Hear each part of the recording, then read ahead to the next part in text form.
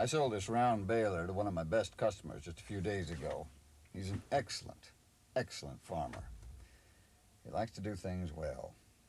And one of the first things he told me was that he'd just seen his neighbor making some strange-looking round bales. Well, I had to smile.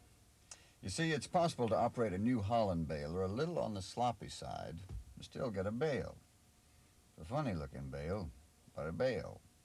With our competition, if you don't do it just right, you don't get a bale.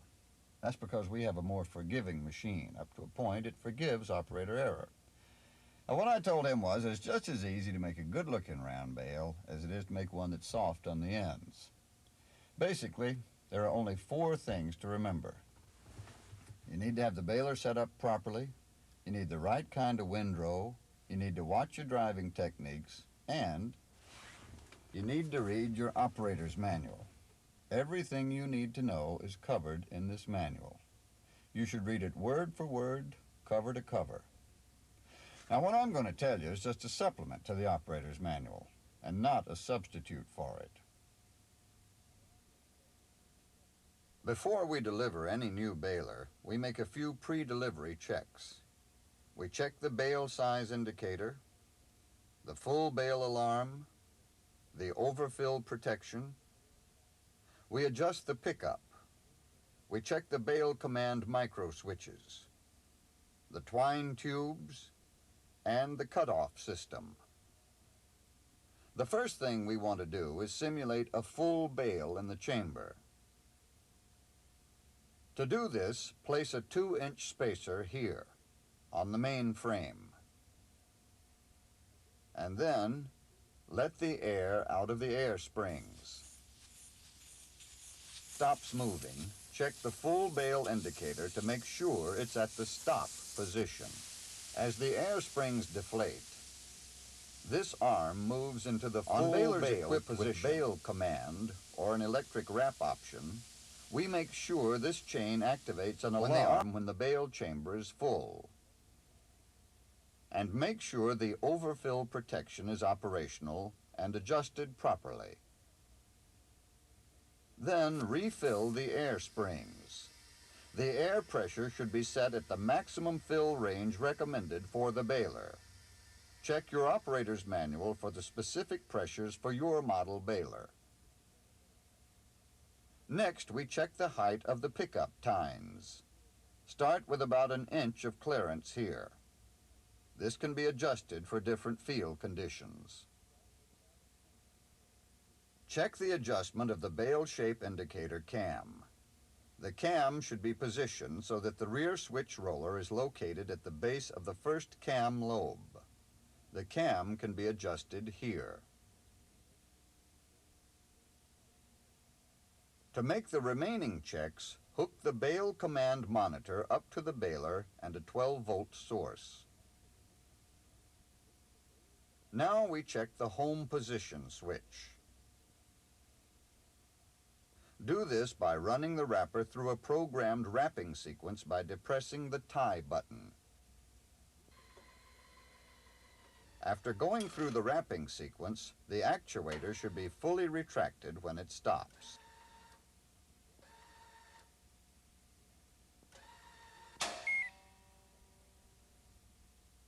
If not, adjust the home position switch.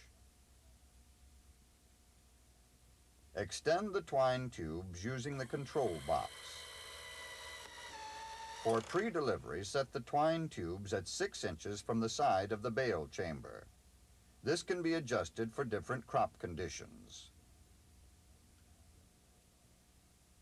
Now we'll check the operation of the twine cutoff system. But remember, do not at any time place hands in or near the twine clamps and knives. Clamps are spring-loaded devices and can close suddenly without warning. With twine threaded through the twine tubes and secured on the back of the pickup, push the retract button. If the twine does not cut cleanly, refer to the troubleshooting section of your operator's manual. Now the baler is ready for delivery. Let's review the pre-delivery checks. we checked the bale size indicator, the full bale alarm, the overfill protection, the pickup adjustment, the bale command micro switches, the twine tubes, and the cutoff system. Before we make any bales, there's a few more things we've got to do. We've got to make sure we've got the right size tractor and that the tractor wheels are spaced properly. We've got to properly hook the tractor up to the baler, install the bale command, put the twine in the baler, and fill the apron chain oilers. Remember, the operator's manual contains all of this information. For example, it gives you the tractor horsepower requirements for the baler you're planning to use. And it gives you the distance you need to maintain between your wheels for best operation. The height of the hitch determines the angles of the PTO where it connects to the tractor and where it enters the baler. The angle here should equal the angle here. You change the angles by adjusting the height of the hitch.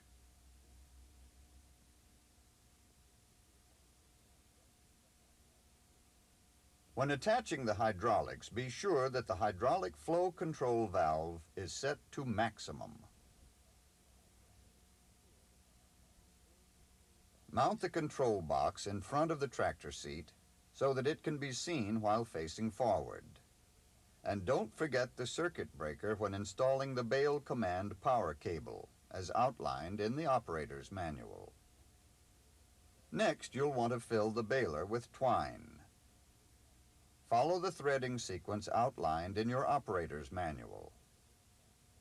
This spring puts tension on the twine. The more tension, the tighter the twine.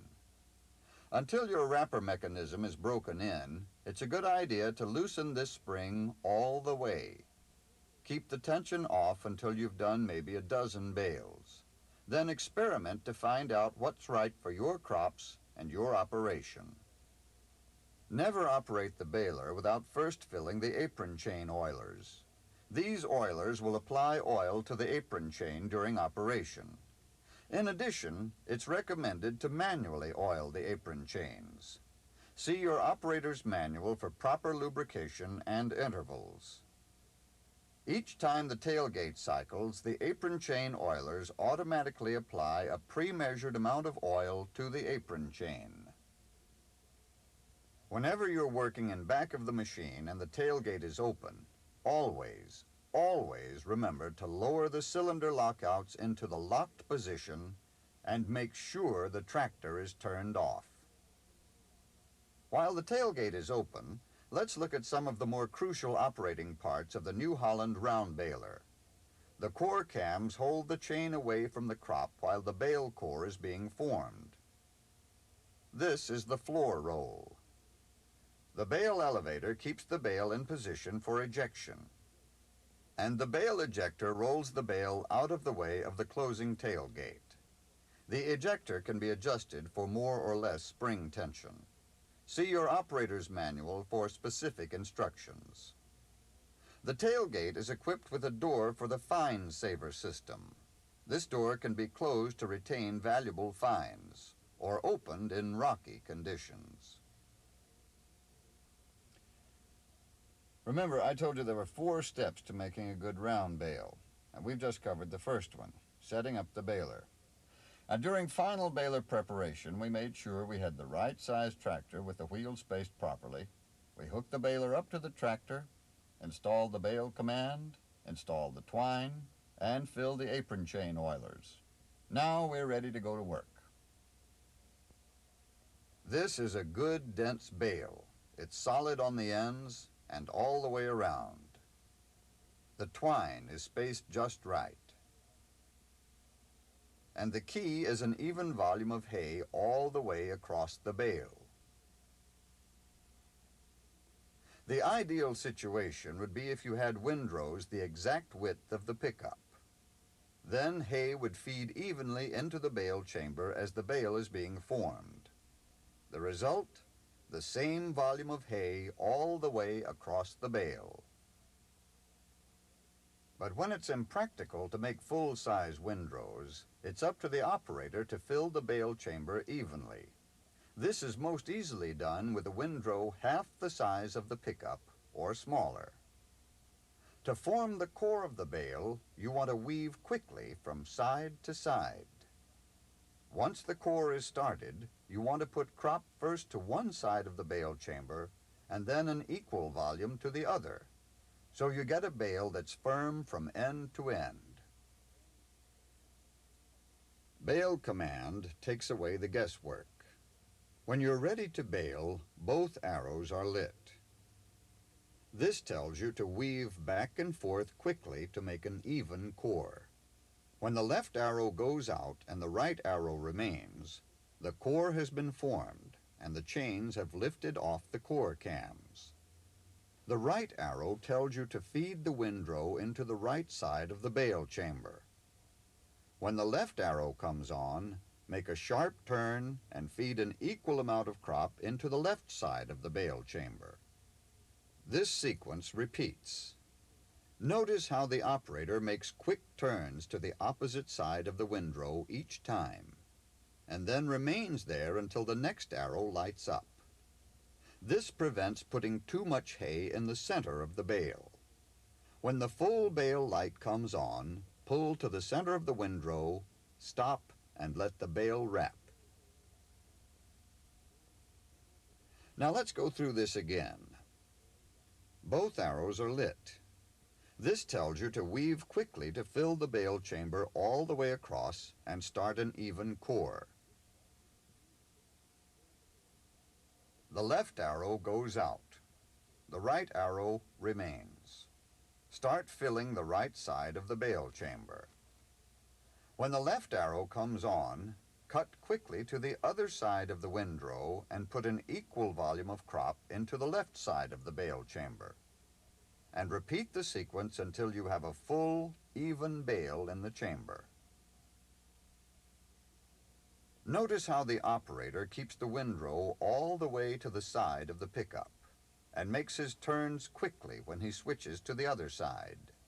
This prevents too much crop from settling in the center of the bale chamber, resulting in bales that are barrel-shaped or too dense in the middle and soft on the ends. By following the arrows on the bale command control box, you can be assured of a solid, even bale. When the full bale light comes on, pull to the center of the windrow and stop.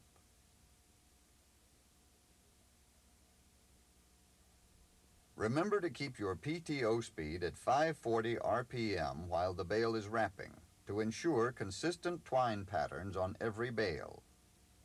With proper windrow preparation and good driving technique, you can make a round bale that is consistently dense all the way across.